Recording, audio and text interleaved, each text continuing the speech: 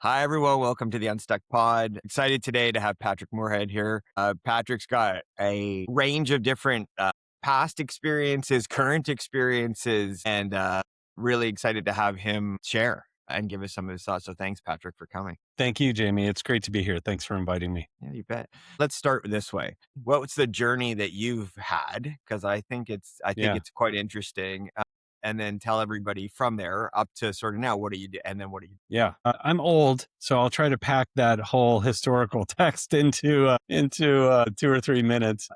I was born in the 70s. And so when I graduated from college, the internet was new. And so I got into digital marketing business. I describe it as through the back door. I really think I got on the elevator in the basement. In the mid 90s, I started out teaching myself how to code HTML and JavaScript and Flash and Macromedia tools, and I managed to find a way to make money using design skills to build websites and CD-ROMs and banner ads. That led me to working in big agencies, and so I spent a number of years working at Avenue A, which became Razorfish, which became Aquantive, which became Microsoft. After that, I spent a number of years working at Falcone Belding, or at Draft FCB as it was known at the time. And now it's back to being known as FCB, which is a huge traditional global agency working on clients like State Farm, KFC, Milk. We did the Milk Mustache campaign there. I learned a lot about advertising and marketing strategy. Brand planning was a key area for me. Always in digital though. So what was the digital angle? Eventually I realized that the people that were having the real fun and making the real money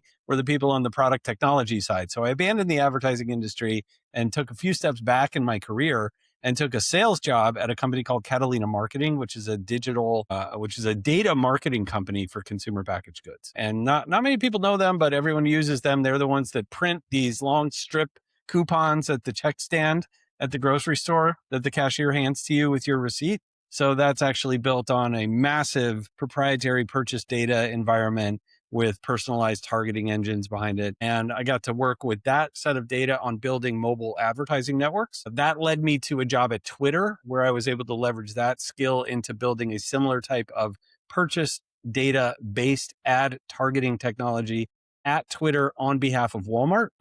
After about 2.5 years in that role, I got a call from my longtime mentor and advisor who invited me to join him as CMO at a 20-person startup company in Chicago called Label Insight. And I took advantage of that. That was my first CMO job. And I worked there for nearly 4 years, and we grew that company from 2 million in revenue to over 22 million in revenue, and eventually sold it to Nielsen. And then my last gig was the same job, bigger company. So I became the CMO of a company called PriceFX.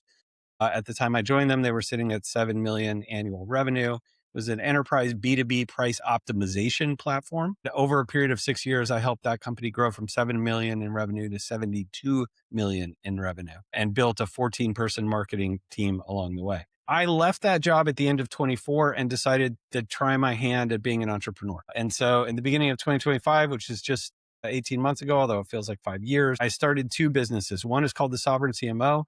That's my fractional CMO and marketing advisory practice, where I work with a handful of clients at a time on topics like AI automation, AI visibility, how to use AI tools to maximize the people that they have, upskill the people they have, and double, triple, quadruple the output that they can deliver without compromising on quality. And then the other business is AI Trust Signals, which is founded with my partner, Marcus Sheridan, who's a longtime sort of legend in business marketing. He has a couple of books, including They Ask You Answer.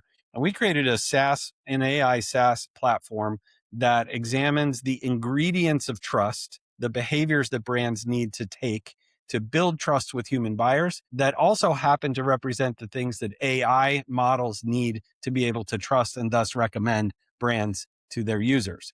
And so AI Trust Signals is a subscription tool. It's one of the most affordable tools on the market that you can use to plug in your website, understand, are you giving off good trust signals about your business? And then we give you recommendations about how to fix them so that you can show up in AI answers. So my days today are spent with no boss, but very busy nonetheless, between doing the marketing consulting work on the Sovereign CMO side and then running the AI Trust Signals business. So that was great. And that was quick, right? Can't believe I You did it. that was quick. That was good. Like for the length and for the volume of stuff that you've done. That was really great. So thank you for sharing that. So I actually wanted to talk a little bit about the transition and how that's felt, because you talk about 18 months and it Yeah. feels like, a lifetime, right? Yeah. And that's the Yeah. point. And not just one business, but two. Yeah. Yeah. So, how can you describe what the differences have been for you, how it's felt different? I know you talk about the Yeah. boss, but no boss, but busy. So, Yeah. what did that look like? What are the Yeah. surprises that you've had, and what have been the awesome parts about what you've had doing Yeah, this? that's a great question. There's a lot you can say. I think when you see, influencers online kind of talking about, I quit my 9 to 5 and now I work 24/7, Yeah. that's kind of real. I think when I think when I I love started, the way you say it. Right. It's actually real. Like, there's but they're not influencers saying lying. that. It's like a Yeah, real thing. that's a thing. It is. I mean, it is and it isn't. Look, I did have this sort of rose-colored glasses. I think when I set out on my own that I was going to work 30 hours a week and I was going to pull down, twice as much as I was making sitting at the desk of the other guy. And life would be a dream. And it's not that that's not true, but the path to get there is longer and windier than I anticipated it was going to be. There's just aspects of working for yourself that make having a full-time job sometimes seem really appealing just because it's easier to have someone else set the agenda and tell you what to do. And again, I was working in C-level positions for over 10 years. So I was often the person that was having to do that, but there was always someone higher than me, right? The CEO who was doing that for me. And there, that isn't there anymore, And so it's forced me to level up my self-discipline quite a bit. I think that I often find situations where I am severely undermotivated to do the thing that I know I have to do in order to keep going. And I have to do it. And if I don't, no one else is going to do it. And if no one else does it, then I'm not going to survive. Like the business isn't going to survive. So that's a big difference for me. It's amazing because I'm sitting here listening to you, and I'm sure there are others who are like listening right now going, yeah, totally. Yeah. Yep. All Yeah, right. totally get it. Uh-huh. Right. Let me ask a question, because I'm curious, and it's you know, it's hard enough to start a business, and you shifted from I'm working in a company, I've got a job, like you said, other people can tell me make the final decision or at least push, and I have no, that's fine. Then you go off from that and go, you know what? I'm not going to just go and run my own business. I'm going to go and run two. So I'm trying to Yeah. understand, well, Yeah. it was that I know the consulting and I'm comfortable with the consulting, and I'm not sure about the AI. Trust signals feels more higher risk or Yeah. longer like Yeah. curve. Like, what is that in your mind? And Yeah. then what has that meant for you? Yeah. The analogy. So I'll answer the second question first. What it's meant for me is very similar to the analogy, and parents will recognize this immediately, where you have the idea that your first kid is really hard and that your second kid is somehow going to be easier because you made all the mistakes on the first one. And that's also wrong, because the second kid is just double the first one. And now you got two, right? So it's a 1 + 1 = 3 situation. And so that's that. The answer to your first question is it happened to me by accident. And I'm blessed and fortunate that it happened that way. When I started the consulting business, that was my goal, was to have the consulting business, stand it up, drive clients.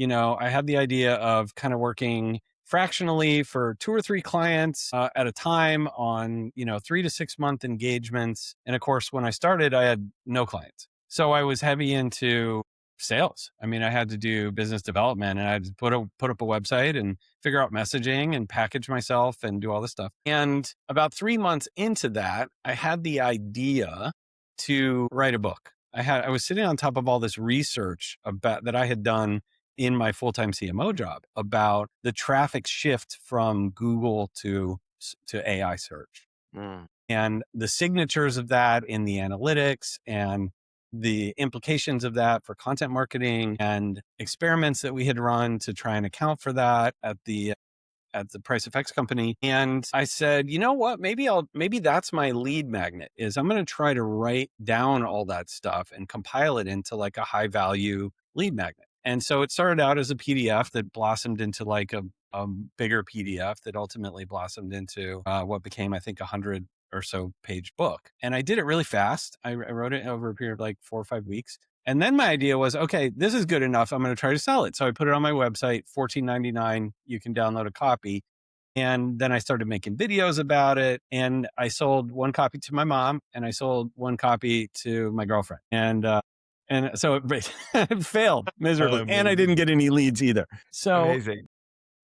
So I was talking with a good friend about it and I was complaining about it to my friend. And he said, Pat, he said, why are you selling the book? Just give it away. And I was like, but I want to make money. And he said, how many copies of that $14.99 book are you going to have to sell to equal the revenue off of one fractional client? And I did the math and it was impossible. And so I said, you're right. If I can give the book away and it gives me one fractional client, it'll be worth it. So I put it up for free on my website and it went nuts. And within 2 or 3 weeks, I had thousands of downloads of this thing. And one of those downloads was Marcus Sheridan. And so Marcus and I had been in each other's orbit. I had hired Marcus's agency at both Label Insight and Price FX to do web development work for us. I had read his book. I had done some coaching with his team where they were coaching me. So we were aware of each other, but hadn't ever actually really met. And so I was shocked one day when I posted about the book and Marcus Sheridan messaged me on LinkedIn and said, dude, this book's really good. There's so many synergies with what I'm doing and we should chat about it. And I remember when I saw it, I was jumping up and down in my living room and I got on the phone with Marcus. We started talking. There were indeed a lot of synergies. And after multiple kind of kitchen table conversations, we started out thinking that we would write a book together. And then we realized it wasn't a book, it was a business. And so we decided at that point to join forces and invest and go and build AI Trust Signals. And so the Trust Signals business happened by accident. And now what's happening is I'm kind of seeing the synergy between the two where I have this kind of founder CEO credential with AI Trust Signals, and it's a tool for measuring, AI search recommendation performance for brands. And the insights that spin off that clearly they offer credibility to the consulting work, but they also inform the consulting work that I do. So they play nicely together. Practically, it's a mess. I mean, they're both full-time jobs and they're both getting half my time. Yeah.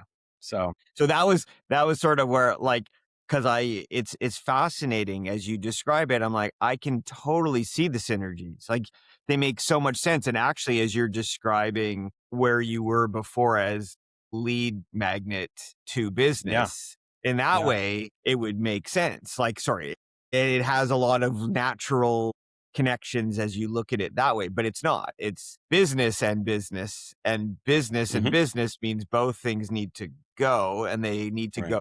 So I know that I'm busy enough as it is and you're describing it, you're more than busy. And then it's like, I've got two things and they've got different sets of challenges and ways to grab people and everything else. So glad you got all that extra free time, Patrick. That's well, and I'll say this too, which is kind of back to that topic of like the dream of like, I'm going to work 30 hours a week and make, $300,000 a year, which I'm not doing either of those, by the way.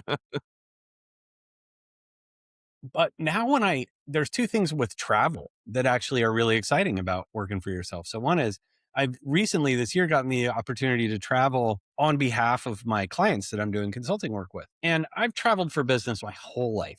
I've been in every major airport in the United States. I've been on every continent on the planet.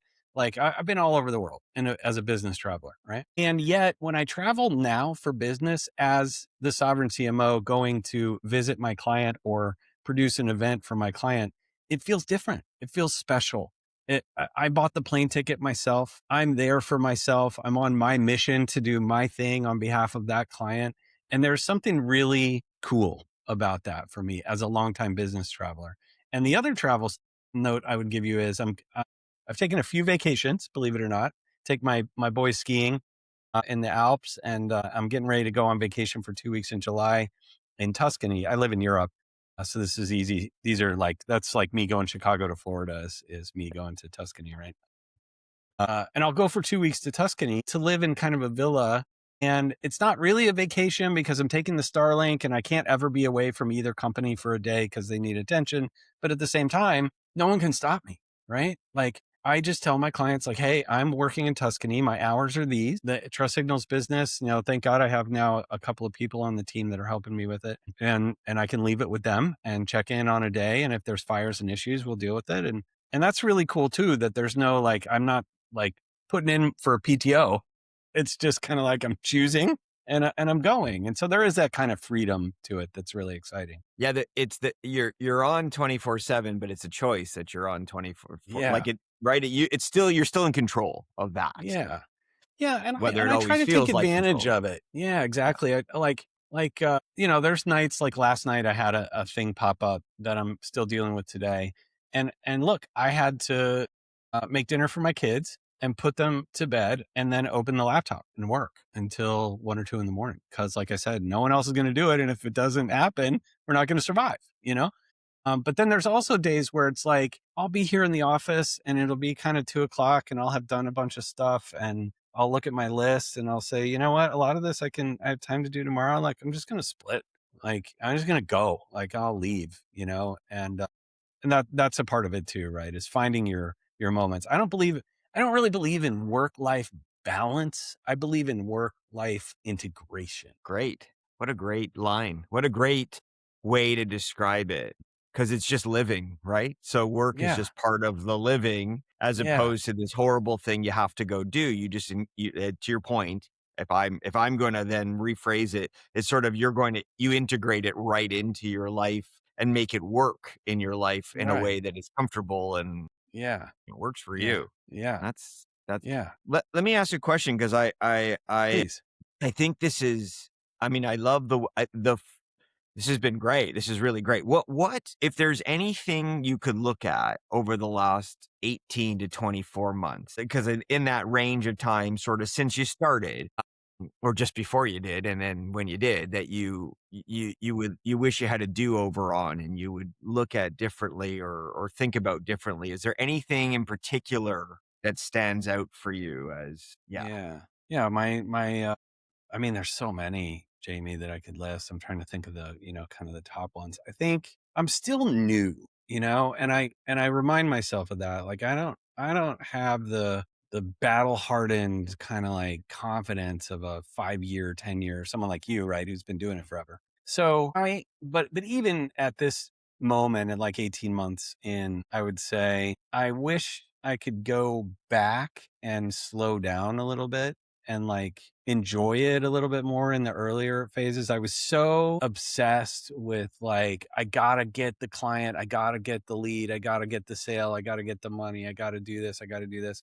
And it was very survivalist in a way. There was a desperation to it that looking back and now with some experience, I understand like it wasn't necessary, that's not true for everybody. I'm lucky, right? Like I've been fortunate and blessed in my career to, accumulate enough security financially that when I started out on my own, I didn't have to make the first month rent happen on the first month. You know what I mean? Like I planned it enough that I had a runway where I could, grow it. I don't know if I took advantage of that. And I think if I was advising myself backwards, I would say, hey, you have a unique position. First of all, I would tell anybody who wants to be an entrepreneur, don't try to do it until you have created the circumstances for yourself to exist in your life for a good chunk of time, right? Ideally until enough time that the business is functional, right? So whether that's 3 months or 6 months or 9 months or a year or whatever it is, I don't know, but create that runway, but then take advantage of it. And I think I didn't take advantage of it. I think I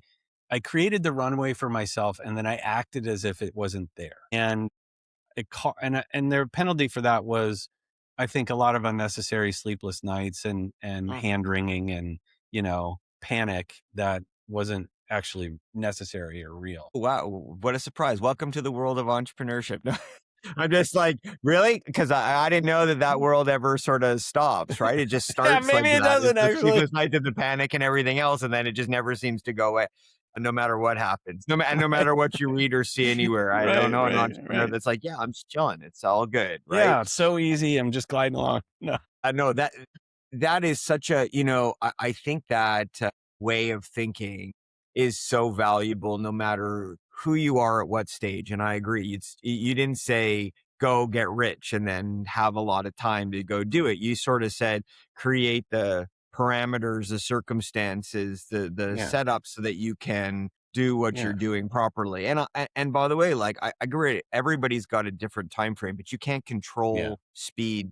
Like one of the things I've learned over time is you cannot control sort of speed to, I said speed to market, but I mean, like you can't make customers buy faster than they can buy. Right. Certain things just take Right. time, whether you like it or not. Right. And fighting that is just creating undue stress. What you need to do is go, I can control what I can control, which is the hardest thing as an Right. entrepreneur, right? Yeah. Obviously, it's like Yeah. you don't control a lot of things and you think live I mean, now in a world where you want I, to control everything. that's right. I think one of the craziest ironies of entrepreneurism is the amount of patience it requires to be good at it from people that have none. Yeah. Wow. That is, no, it is the most true thing ever, right? You have to be calm, patient, like all the things that are not. What is it? The group, like the percentage of people I talk to, it's like, yeah, my ADHD, and like in particular, like entrepreneurs, just the way Yeah. over index. It's like, and that alone isn't. I'm not trying to make light of people who really do, but I think Yeah. a lot of folks that are going down that path, it's just hard to focus, hard to stay. Yeah. Everything you're saying is right, bang on. Like it's Yeah. really, really, that's Yeah. very, very thoughtful. You've lived it. You're living it. It's amazing. It's fantastic. Yeah. Well, thank So you. Thank you. okay. So you've had and you continue to have a lot of success doing what you're doing. I know it's building. Where Yeah. I tried AI trust signals. Loved the stuff that I got out of it. Thank you. And then obviously you've got a lot to bring to the table also from on the consulting side. How can folks find Yeah. you, get hold Yeah. of you? Yeah. You can find me if you're interested in working directly with me. You can find me at thesovereigncmo.com. It's sovereign, SOVEREIGN, We'll put CMO. links by the way in the Okay, description. good. Don't worry. So Like, so we'll put it in the I'm thinking, I'm like, description. it'd Not be to good if I worry. could spell my own company Yeah, name, yeah, right? no. We'll put it in the description. People don't have to know how to. You don't. Yeah. By the way, nobody Yeah. else to know how to spell, and Patrick doesn't know how to spell either. Just have to send me the right link. SovereignCMO.com. That's a consulting business. You can read all about kind of the work that I do there, and you can book appointments directly from the website with me if you're interested in having a conversation like this. And I like to think I'm easy to talk to. So welcome that. And then AI Trust Signals is AITrustSignals.com. You can sign up for your free report right off the homepage and get a snapshot of what your trust signals look like today, and then subscribe from there into the paid service, which has loads of value. It has 19 trust signals with detailed per engine, verbatim reporting, recommendations, executive summaries, and Marcus AI, which is an AI version of Marcus Sheridan that you can interact with and actually ask him for advice about what to do to improve your AI ranking and visibility in an AI chat environment. So that one's really cool. For $10 a month, it's one of the best values in software, I think. Amazing. No, it's fantastic. I love it. So listen, thank you so much for your time. This has been great. I really Pleasure. It's appreciate my it. pleasure. Very, Yeah. very, lot of really great insights, I think for everyone. And thank Thank you you. and continued success. Thank you. To Likewise. everybody who's watching and listening, thank you. Until next time. See ya.